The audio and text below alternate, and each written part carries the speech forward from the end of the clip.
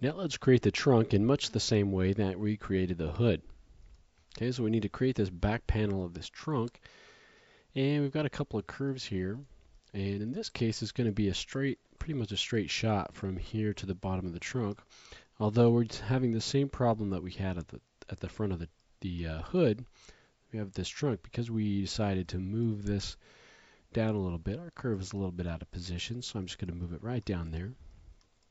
Then I'm just going to select both of these, and instead of doing any kind of bi-rail or anything, I'm just going to do a simple loft.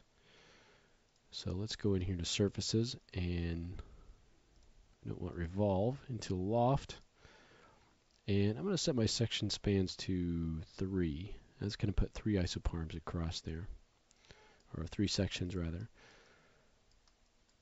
And so let's take a look now. The trunk has a little bit of a curve on the side, much like the hood does. So if we go back here, you can see it's really hard to see in this image right here, but I want it to kind of curve around there. I'm going to go ahead and delete half of this guy. And so basically we want to move this point down, kind of take into account this curve, and then we'll fill in that geometry later. If we take a look here, we also need to move these points over a bit. Okay, so we just want these to match up right here. I want to go ahead and add an extra line in there just to match up with this, the opening that we have here. So it'll match up nicely. There we go. And if we go into our top view,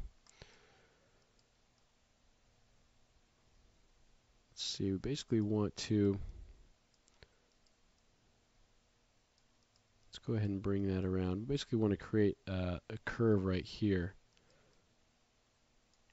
so that this trunk comes in and curves around. So that's how we'll do that. And then we'll fill in that geometry at a later point. Let's take a look at that. We need to obviously reverse that.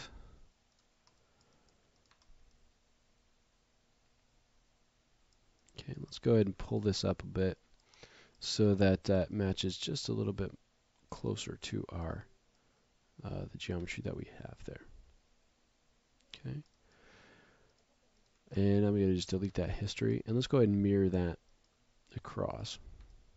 Okay, so now we've got a nice piece of geometry for our trunk. Okay, so let's go ahead and create the thickness and add a little bit of our sub-D res there. Okay, so I'll just select those faces, and I'll just go ahead and extrude down and repeat that process, and then just delete those faces. Since we extruded down instead of up, we're getting that reversed normals there. I'm going to go ahead and delete my history.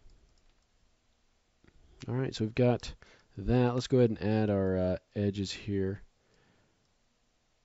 for this, so we can sub-D this. Just right along the edge there. And now let's go ahead and delete our history, and we'll go ahead and sub-D that and see how it looks. So we're able to keep our nice sharp corners and create a nice piece of sub-D geometry, nice smooth piece there. I'm going to go ahead and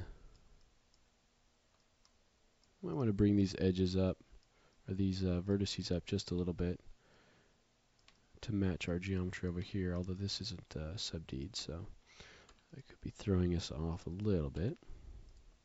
There we go.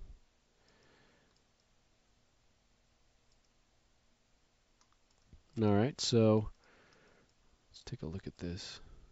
I might want to put one more edge right up here. And I'm just going to scale it out a little bit, just to create a little bit of a tighter curve right up there where this turns in. Okay, so now we've got our trunk built with the thickness added and the sub-D geometry added. We're going to add a little bit of kind of an anti-scoop.